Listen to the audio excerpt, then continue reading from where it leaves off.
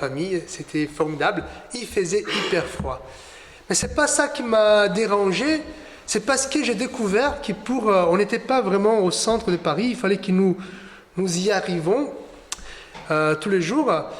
Il fallait acheter des tickets de bus, des cars. Et donc j'étais étonné parce qu'il fallait faire des achats sur les portables. On ne pouvait pas acheter les tickets au bus. Il fallait acheter par les portables. J'étais, comment on fait ça? Je ne connaissais pas du tout ce système. Et finalement, si les portables ne marchent pas, si on n'avait pas un portable, ça serait difficile. Mais on se rend compte qu'il y a des choses dans la vie qui changent et qu'il faut trouver une solution. Moi, j'ai connu la télé, Internet et portable. Bon, peut-être que vous avez connu bien plus d'autres choses, mais à un moment donné, il faut changer. Il y a des moments où nous arrivons au sommet de l'évolution et il faut passer à autre chose. Notre texte ici nous raconte un peu ce qui s'est passé avec l'Église. L'Église, le peuple de Dieu, qui est né en Jérusalem avec les peuples juifs, maintenant commence à recevoir les non-juifs. Des gens qui n'étaient pas nés à Jérusalem, des gens qui n'étaient pas nés en Juda, ceux qui n'avaient pas la même culture que les Juifs. Un, ça va. Deux, ça va aussi. Mais il y en avait plusieurs. Et dans ces moments de l'histoire de l'Église, on voit ici les moments où les non-juifs commencent à arriver. Et naturellement, ceux qui étaient juifs de naissance, ils ne savaient pas trop quoi faire. Est-ce qu'il faut prendre ces gens-là pour faire la circoncision? Est-ce qu'il faut qu'ils suivent les lois juives? Et donc, Dieu va se révéler. Nous avons quelques histoires, comme l'histoire de l'eunuque, qui lisait un livre du prophète Ésaïe, et Philippe, le diacre, va éclairer le texte pour qu'il soit converti. Après, nous avons Corneille, l'histoire d'aujourd'hui, et bien après, nous avons l'église d'Antioche, où toute une église est formée par les non-juifs. Évidemment, Dieu ne pouvait pas se taire dans cet état de l'évolution de l'église. Il a voulu se révéler pour montrer que le non-juif était le bienvenu. Mais pour cela, il fallait un processus. C'est pour ça que nous avons ce récit entre Corneille et Pierre. En fait, nous avons ici, pour résumer l'histoire, Pierre qui s'est trouvé à Joppe, c'est un peu vers la mer en Juda. Et donc il était là tranquille, il vivait, évidemment il faisait beaucoup de choses, il était connu pour être l'apôtre des Juifs. Il connaissait très bien la culture juive, il était là, il prêchait l'évangile, c'était lui le responsable de la première grande prédication avec le Saint-Esprit plusieurs se sont convertis, 3000 personnes se sont converties, mais Dieu préparait Pierre pour sortir, pour faire d'autres choses. Quand on sort du cadre télévision pour aller Internet, quand on sort du cadre téléphone fixe pour aller sur les portables, il faut que Pierre voit les nouvelles choses arriver, il faut qu'il s'adapte. Mais d'abord, il faut comprendre que cela vient avant tout de la part de Dieu. Alors, nous avons ici Dieu qui agit directement sur Corneille par un ange. Il va ordonner à Corneille d'aller chercher Simon-Pierre. Et de l'autre côté, Dieu travaille aussi. Il vient pour parler par une vision, il vient parler à Pierre, que Pierre peut et qu'il doit accepter ceux qu'on appelait des païens à l'époque. Et finalement, comme nous venons de lire, il y a cette rencontre en Césarée, une ville fondée par l'Empire romain, où Corneille, sa famille, ses amis vont rencontrer l'apôtre Pierre. L'apôtre Pierre, c'est lui qui était responsable de l'Église. c'est lui qui va prêcher à ces gens-là, où le Saint-Esprit va descendre. Évidemment, quand on voit la suite, je vous invite à lire la suite du livre des Actes des Apôtres, les autres chrétiens juifs vont poser des questions à Pierre. Mais qu'est-ce qui s'est passé? Comment tu vas chez un juif? Et apparemment, tu as mangé là-bas, Pierre. Comment tu as pu manger des choses impures? Et Pierre vient pour leur expliquer. Et évidemment, il y avait des témoins. Et Pierre, il a dit, ils étaient baptisés. Le Saint-Esprit est descendu comme il est descendu sur nous après l'ascension de Jésus-Christ. Voilà, Dieu qui est en train de bénir cette nouvelle étape de l'évolution de l'Église. Et je voudrais voir quelques points principaux de ce texte qui trouvent un écho dans notre vie. Bon, d'abord, nous avons là cette révélation à Corneille. Bon, nous savons que cette ville a été construite et elle est devenue un centre administratif. Ça veut dire, c'est un peu comme Foix, vous voyez, où il reste tout le point administratif du département, où il y avait les grandes personnes là-bas, il y avait les centurions. Alors, c'est quoi un centurion? C'est un genre de lieutenant d'un régiment romain. La Bible dit qu'il craignait Dieu, qu'il avait un respect, le peuple juif, comme dit le texte, rendait un bon témoignage de Dieu. Et donc, il était généreux, il faisait des aumônes, et il était fidèle dans la prière. Alors, ça montre, quand le texte parle des aumônes, ça montre quand même un cœur disposé à recevoir la grâce de Dieu. Il a compris que le monde de Dieu, la charité est importante. Puis, on voit que cet homme-là, malgré sa sincérité, le texte dit qu'il ne se fait pas circoncire. Ça veut dire qu'il n'était pas considéré un prosélyte. C'est quoi un prosélyte? C'est quelqu'un qui assume et qui devient juif. Non, il avait vraiment l'intérêt pour Dieu, mais il n'avait pas l'intérêt dans la religion juive. Donc il faisait des choses, il faisait des aumônes, il priait. Et le texte va dire qu'il priait à peu près en même temps que les Juifs priaient au temple. Mais il n'était pas adhéré, il n'a pas adhéré à la foi juive tout entière. Donc il était considéré par les Juifs comme un païen. Quelqu'un qui ne mérite pas qu'on vienne. Quelqu'un qu'on ne peut même pas manger avec ses couverts. On ne peut même pas manger dans une assiette chez un païen. C'est quelqu'un d'impur. Et donc, le texte dit qu'un ange est venu. C'est intéressant parce que le texte dit que c'était le matin. C'était à peu près 3 heures de l'après-midi. Donc, il y a plusieurs qui vont dire non, c'était la nuit, donc c'était une vision un peu floue. Voilà, il avait sommeil. Non, la Bible dit c'est le matin. Il ne pouvait pas être confondu. Et donc, il a vu cet ange dans cette vision envoyé par Dieu. L'ange, il vient, il assure. C'est intéressant parce que l'ange, il vient, il les touche. Dans la Bible, quand Jésus touche, quand un ange touche, ça veut dire je suis réel, je suis avec toi, t'inquiète pas. Donc l'ange vient pour l'assurer et pour dire allez chercher Simon sur la ville des Joppes. Et donc là, c'est Corneille qui a cette responsabilité. Dieu lui a donné un ordre très clair et s'il ne faisait rien, ça serait la désobéissance. Alors, on voit que la piété humaine, même si elle soit énorme, comme on voit chez beaucoup des amis, on voit des gens qui font de belles choses, mais ici, Dieu laisse clair, la piété ne marche pas seule. La piété ne remplace jamais l'évangile. Pour cette raison qu'au lieu de Dieu dire, au lieu de l'ange dire « T'inquiète pas, Corneille, Dieu t'accepte tel que tu es.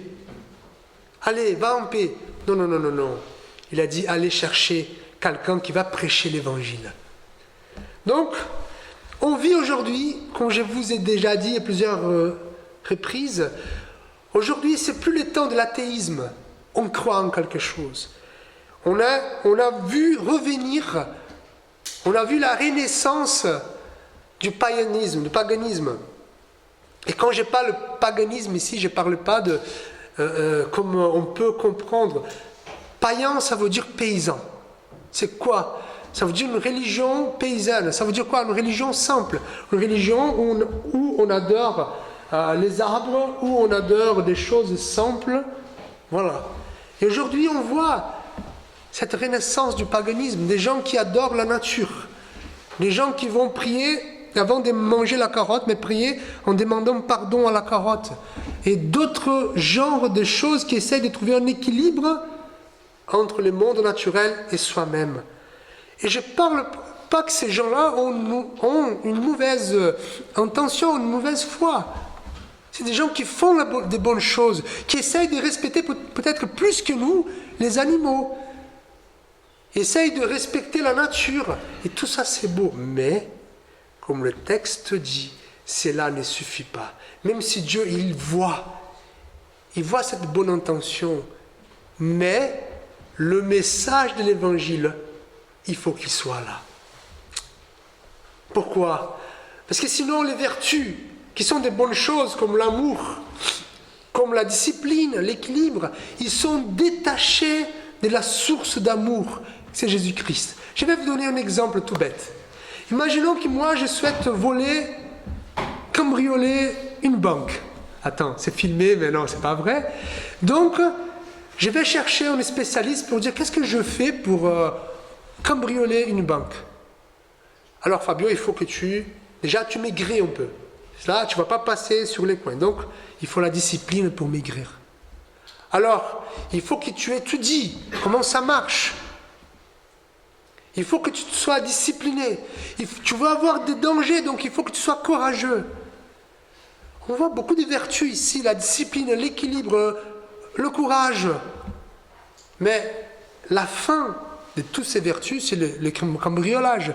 Est-ce que ça fait de moi quelqu'un vertueux? Non.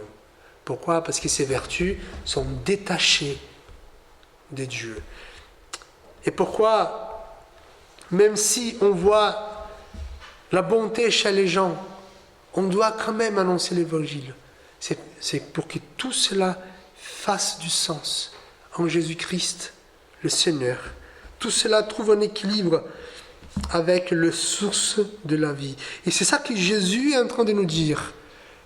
Les bonnes actions, les bonnes intentions ne peuvent pas marcher loin de le seul qui est bon, Jésus-Christ. Mais le texte, il continue, la scène, elle change.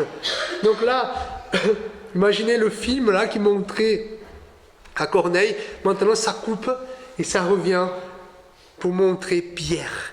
Pierre qui montait sur le toit de sa maison pour être seul, peut-être pour imaginer, pour être satisfait. Voilà, Dieu, il bénit, le Saint-Esprit est là, on voit des convertis, on a du travail, on va avancer.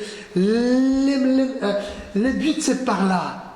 Tout le schéma peut-être qu'il fabriquait dans sa tête, je ne sais pas, le texte ne dit pas. Et maintenant, il reçoit une vision. Un voile qui descend avec beaucoup d'aliments. Des aliments qui étaient considérés impurs par la loi juive.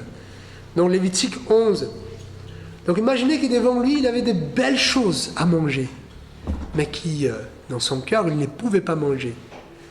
Imaginez si vous avez un problème et que vous voyez, par exemple, tu es en diète et vous passez devant une pâtisserie et vous voyez des belles choses là, mais tu sais que tu ne peux pas manger.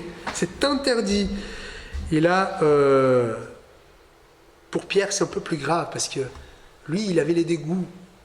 Pourquoi? Parce qu'il n'a jamais mangé du porc. Il n'a jamais mangé d'autre chose, donc il était loin. Et maintenant, il a ses voiles qui descendent, et qu'est-ce que Dieu dit? Mange. Non, Dieu, je ne peux pas. Pendant 3 fois, Dieu dit mange, et Pierre dit non.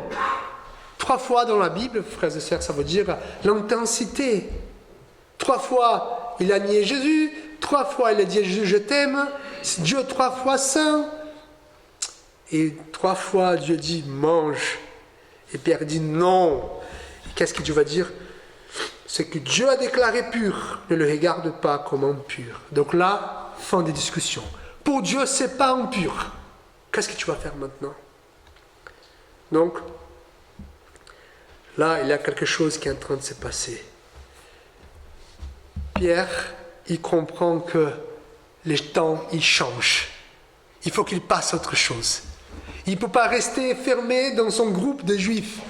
Il ne peut pas rester dans ses projets. Ces projets sont vrais, sont louables, mais peut-être c'est pour d'autres personnes. Lui, il doit passer à autre chose. Il doit ouvrir une nouvelle étape pour l'Église. Maintenant, l'Église va marcher avec ceux qui, les peuples juifs, considéraient impurs. Frères et sœurs, c'est très difficile. C'est très difficile. Pourquoi? Parce que ça change tout notre contexte. Admettons, si le lendemain, le mas d'asile ouvre les portes pour des réfugiés et qu'on doit partager la boulangerie, nos paroisses, notre temps avec des réfugiés, qu'est-ce qu'on allait faire? Et peut-être c'est ça qui arrivera un jour, ou peut-être pas. En tout cas, on doit être prêt. Mais ici, Dieu il est très clair. Deux principes. D'abord, les aliments impurs, ça n'existe plus. Il y a des juifs, même des chrétiens qui gardent la loi d'aliments. Ils ne mangent pas ce que Dieu considérait impur à l'Ancien Testament. Et d'autres chrétiens qui mangent tout. Voilà. Mais le principe ici, on ne peut plus faire de cela une règle. On ne peut plus mesurer l'amour que les gens ont pour Dieu par rapport à ce qu'ils mangent. D'accord? Donc ici, Pierre, tu es libre pour manger. L'autre chose que Dieu est en train de dire, Pierre, arrêtez de considérer les autres comme impurs. Ils sont comme toi. Ils ont tous besoin de l'amour de Dieu. Alors, cette révélation nous interdit de penser que quiconque ne serait pas digne d'étendre de la bonne nouvelle du salut. On ne peut pas penser qu'il y a quelqu'un qui n'est pas digne à cause de son passé, à cause de son arrière-plan, à cause de sa culture. Alors, ce texte nous oblige à reconnaître que nos traditions ne peuvent en aucun cas faire obstacle à l'annonce de l'Évangile. Nos préjugés, nos intolérances ne doivent pas perturber, ne doivent pas gêner le travail de Dieu, car Dieu agit souvent là où nous ne l'attendons pas. Alors le texte continue. On voit ici l'action du Saint-Esprit, c'est beau, parce que d'un côté, Pierre, là le Saint-Esprit qui va parler, l'ange qui va parler à Corneille, Dieu qui va parler à Pierre, et après quand Pierre reçoit les hommes qui sont venus de la maison de Corneille, Dieu il dit, va avec eux sans hésiter, car c'est moi qui les ai envoyés. Dieu est en train de travailler. Dieu prépare. Peut-être que nous résistons, mais Dieu il prépare. Dieu prépare les gens pour recevoir l'évangile et Dieu prépare les gens pour annoncer l'évangile. Peut-être que Dieu vous a préparé, mais peut-être que vous n'êtes pas prêts encore. Vous pensez que vous n'êtes pas prêts. Peut-être que vous dites, ils ne sont pas prêts encore pour recevoir l'évangile. Moi, combien de fois j'ai déjà dit non, eux, ils ne sont pas prêts. Je vais attendre. Mais Dieu, il travaille. On voit même, quand Pierre, il rencontre Corneille, sa famille, ses amis, il a une réception chaleureuse. Pierre, imaginez Pierre ici, il ne savait pas. Il ne savait pas. Il ne savait pas ce qui allait se passer. Et donc, il était tendu, il prend 6 gars avec lui, peut-être pour le protéger, peut-être pour être témoin. Il arrive chez un Romain. Et les Romains, vous connaissez un peu l'histoire, hein, ils pouvaient tuer, ils pouvaient faire n'importe quoi. Et donc, est-ce que je suis amené vers un piège? Mais il y a une réception, Dieu a tout préparé. Et en arrivant, Corneille, qu'est-ce qu'il fait? Il fait la révérence. Et Pierre, il dit, non, je suis un homme comme toi. Et là, ici, on voit les renversements des hiérarchies. C'est pas, évidemment, c'est un lieutenant romain. Là, il avait les études, il avait des grades, il avait le pouvoir. le pouvoir de tuer, de faire vivre, et un pécheur galiléen. Et donc là, quand l'évangile de Dieu arrive, il n'y a plus de hiérarchie. Il y a seulement le pouvoir de Dieu qui se manifeste. Frères et sœurs, nous ne savons pas qui Dieu est en train de préparer pour recevoir l'évangile. Mais la question qui nous pose ce texte, sommes-nous préparés pour transmettre la foi? Au niveau personnel, vous-même. Voilà, vous. On ne va pas regarder le pasteur, on ne va pas regarder les conseillers, vous-même. Est-ce que vous êtes prêts? Et nous, en tant qu'Église, comme je viens de vous dire, si nous arrivons à une vague de réfugiés, si nous arrive chez nous une vague de ceux qu'on dit marginaux, est-ce que nous sommes prêts à les recevoir tels qu'ils sont? Est-ce que nous sommes prêts à recevoir des gens qui viennent avec le pied nu dans nos paroisses?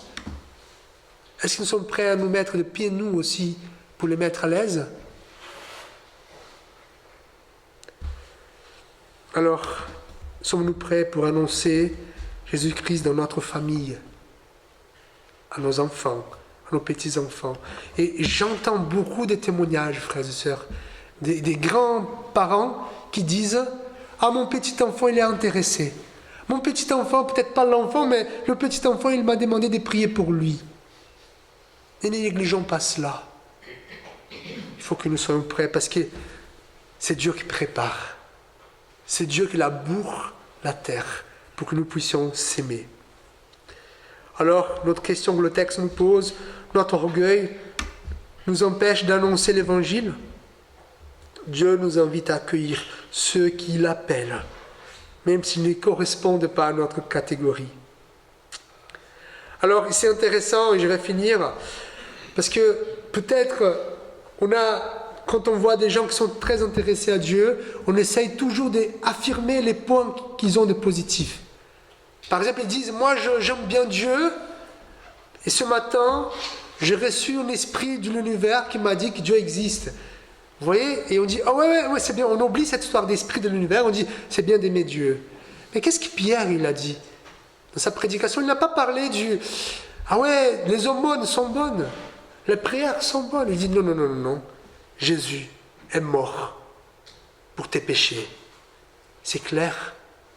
Donc, quand on croise des gens qui aiment en quelque sorte Dieu, il faut prêcher l'évangile. Il ne faut pas réaffirmer et affirmer, renforcer les points positifs que la personne a. Parce que tout le monde a des points positifs. Il faut prêcher l'évangile, cette parole qui a le pouvoir de changer. Et donc, dans ma conclusion, je voulais vous dire que, alors, le salut, par la grâce de Dieu, frères et sœurs, appartient à Dieu seul. Nous ne sommes que des instruments, des outils dans sa main. Le salut de Dieu est offert à juifs, à non-juifs, à des chrétiens qui sont nés dans l'Église, des chrétiens qui sont nés protestants et à d'autres, à des paysans et à des non-paysans, et ainsi de suite. Alors, la religion et nos coutumes sont des bonnes choses, mais cela ne peut pas être une barrière. Autre chose que le texte nous montre, c'est que nous, en tant qu'Église, il ne faut pas qu'on rate l'évolution. Vous voyez, aujourd'hui, je suis désolé, mais si vous n'avez pas un portable et un courriel, désolé, c'est très difficile que vous allez vous communiquer avec le monde déjà, mais avec le gouvernement. Pour prendre un rendez-vous aujourd'hui, si vous avez un portable, ça va. Et s'il y a des gens qui n'acceptent pas ça, et c'est pas grave, mais ça va compliquer un peu la vie. Et nous, en tant qu'Église, nous devons discerner par le Saint-Esprit où Dieu est en train de nous mener, pour qu'on ne rate pas l'évolution et la nouvelle étape de l'Église de Dieu. Mais c'est là, frères et sœurs, c'est pas par l'ouverture, c'est par la prière. C'est par la communion et la sainteté avec Dieu. Alors, l'Église doit accueillir ceux que Dieu envoie. Et en fait, comprendre que l'obéissance exige un changement profond. Il faut que nous soyons prêts. Et finalement, il faut qu'on comprenne que Dieu agit souvent avant nous. S'il y a quelqu'un qui rentre, s'il y a quelqu'un qui demande votre foi, sachez que Dieu a commencé déjà de travailler. Il ne va pas attendre toi. Il ne va pas attendre nos paroles faibles. Il ne va pas attendre nos témoignages si fragiles pour commencer à travailler. C'est Dieu qui travaille. Alors, Dieu est fidèle. Il continue à faire son œuvre. Je vous invite à la prière. Père éternel, merci parce que si nous sommes ici, c'est parce que c'est toi qui as travaillé, c'est toi qui as labouré notre cœur et c'est toi qui as envoyé des travailleurs pour s'aimer la sémence de l'Évangile. Merci Seigneur. Et que nous puissions continuer ce travail qui a été commencé. Bénis-nous Seigneur. Et toutes ces barrières de coutumes religieuses que nous pouvons voir, qui sont bonnes, si c'est de ta volonté, que ça puisse tomber, afin que l'Évangile soit annoncé, afin que ton salut arrive à tout le monde. Bénis notre Église, Seigneur. Amen. Le jeudi, il n'y aura pas étude biblique cette semaine, parce que moi je suis dans une pastorale à Toulouse, donc je reviens à la fin de l'après-midi pour la réunion de prière à 17h. Donc, la semaine prochaine, le 1er février, il y a un culte au temple et le père Édouard de la Portalière, le curé de Foix, il va venir faire la prédication ici avec nous. Et à l'après-midi, à 14h, nous avons un temps d'échange ici à la chapelle, en table ronde, sur les sujets, sur le thème du pardon. Ce qui est très intéressant parce qu'on entend toujours, mais c'est quoi finalement pardonner ceux qui nous ont vraiment blessés? Et donc je vous invite, hier nous avons eu les cultes au Carlabail, merci pour tous ceux qui sont venus, et la semaine prochaine, dans ce cadre de l'unité des chrétiens, nous aurons le Père Édouard qui va prêcher au temple, et à l'après-midi, nous nous trouverons à 14h ici pour parler du pardon. D'accord? Et on répartirait des sacs pour ceux qui peuvent au presbytère. Mais voilà, les fondamentales, l'essentiel, c'est de venir le matin et à l'après-midi. Est-ce qu'il y a d'autres annonces que j'ai oubliées? Non? Attention, la bénédiction. Jésus s'étant approché et leur parla ainsi. Tout pouvoir m'a été donné dans le ciel et sur la terre. Allez, faites de toutes les nations des disciples, les baptisant au nom du Père, du Fils et du Saint-Esprit, et enseignez-leur à observer tout ce que je vous ai prescrit. Et voici, je suis avec vous tous les jours, jusqu'à la fin du monde. Que la grâce de Dieu, la grâce de Jésus-Christ et la grâce du Saint-Esprit soient avec vous tous, aujourd'hui et à jamais. Amen. Et